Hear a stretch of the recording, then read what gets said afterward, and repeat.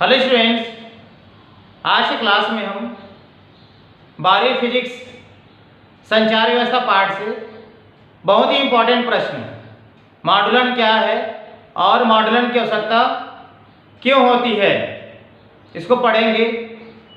यह प्रश्न बहुत इम्पोर्टेंट है और 3 नंबरों के लिए पूछा जाता है। तो आइए सबसे पहले जानते हैं कि मॉडुलन क्या है।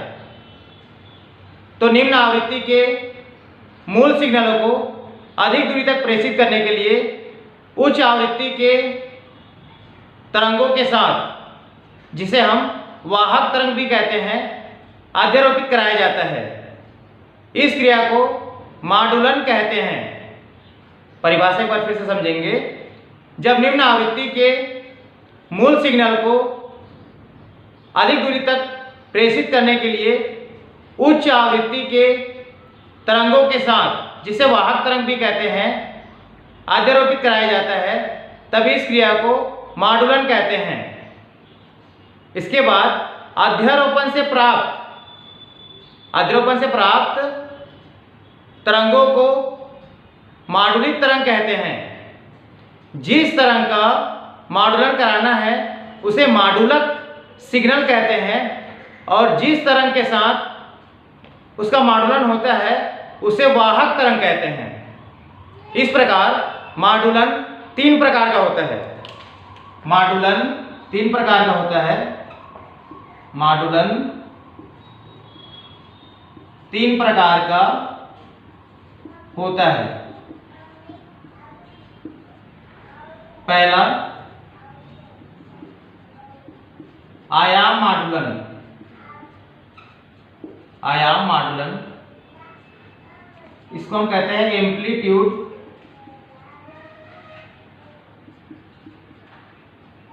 मॉड्यूलेशन। एम्पलीट्यूड मॉड्यूलेशन या शॉर्ट में से हम एएम कहते हैं। दूसरा है आवृत्ति मॉडुलन, इसको कहते हैं फ्रीक्वेंसी मॉड्यूलेशन, इसको हम एफएम कहते हैं शॉर्ट में। तीसरा है कला मॉडुलन।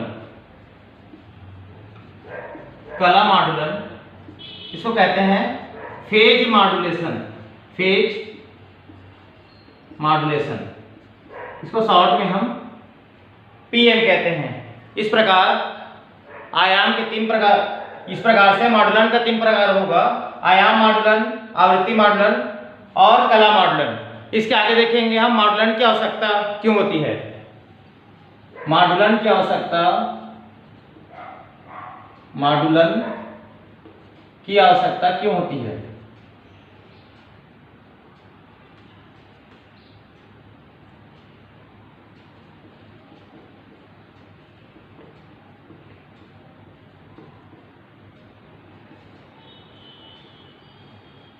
तो पहला, जो ध्वनि तरंगे होती है उसकी आवृत्ति परास 20 हर्ट्ज से लेकर 20,000 हर्ट्ज के बीच होती है। यहां लिखेंगे ध्वनि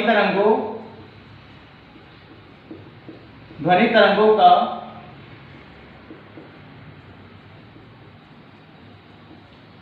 आवृत्ति परास 20 हर्ट्ज से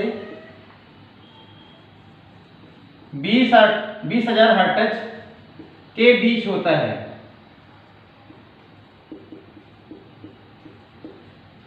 ध्वनि तरंगों का आवृत्ति परास 20 हर्ट्ज से 20,000 हर्ट्ज के बीच होता है। जब इन ध्वनि तरंगों को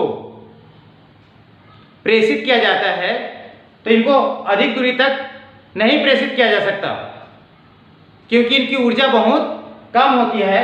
इनकी ऊर्जा जो है 10⁻³ इलेक्ट्रॉन वोल्ट, 10⁻³ इलेक्ट्रॉन वोल्ट की कोटि का होता है, जो कि बहुत कम है।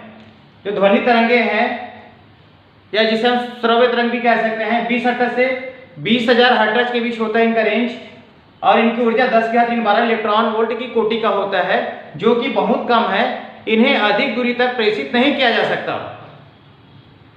इस प्रकार जब इन्हें वायुमंडल में प्रेषित किया जाता है तब इनका छीनन होने लगता है और बहुत जल्दी ऊर्जा ह्रास होने के कारण आयाम शून्य हो जाता है।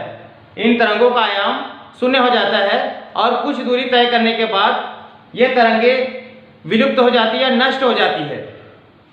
दूसरा, एंटीना की लंबाई। एंटीना की लंबाई तो विद्युत चुंबकीय तरंगों को प्रेषित करने के लिए एंटीना की लंबाई उसके कोटि का होना चाहिए, उसके तरंगों के तरंग दैर्ध्य की कोटि का होना चाहिए। इस प्रकार से लैम्डा के बराबर होगा c/ν। अब यदि हम जो ध्वनि तरंगे हैं या श्रव्य तरंगे हैं जिसका अधिकतम परास 20,000 हर्ट्ज होता है, इसके लिए हम एंटीना की लंबाई देखेंगे। जब हम 20,000 हर्ट्ज के परास के श्रव्य तरंग को इस प्रकार के श्रव्य तरंगों के लिए एंटीना की लंबाई तो लैम्डा के बराबर होगा 3 × 10⁸ नीचे होगा 20,000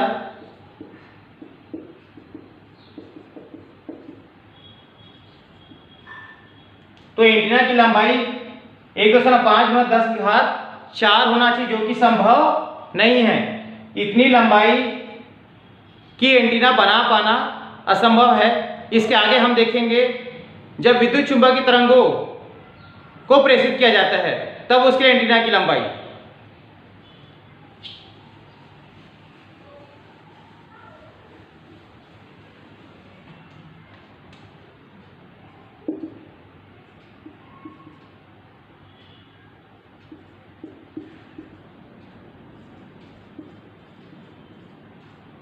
यहां पर जो है हम 3 मेगाहर्ट्ज इस आवृत्ति के रेंज के लिए एंटीना की लंबाई देख रहे हैं तो लैम्डा के बराबर हो जाएगा, c का मान फिर से रख देंगे 3 × 10⁸ नीचे में होगा तो कटने के बाद यहां बचेगा 100 मीटर, जो कि हम आसानी से बना सकते हैं। 100 मीटर की एंटीना की लंबाई आसानी से हम निकाल सकते हैं या बना सकते हैं। इसके आगे अगर हम मॉड्यूलन नहीं करते हैं तो प्रेषित्र से बहुत सारे सिग्नल आपस में मिश्रण हो जाते हैं या मिश्रित हो जाते हैं, जिसके कारण नॉइज प्रॉब्लम हो जाता है। यदि हम मॉड्यूलन नहीं कराते हैं तो प्रेषित्र के द्वारा जो सिग्नल है वो एक साथ मिल जाते हैं या मिश्रण हो जाता है, जिसके कारण नॉइज प्रॉब्लम उत्पन्न हो जाता है। इन सभी के कारण ही हमें मॉड्यूलन की आवश्यकता होती है।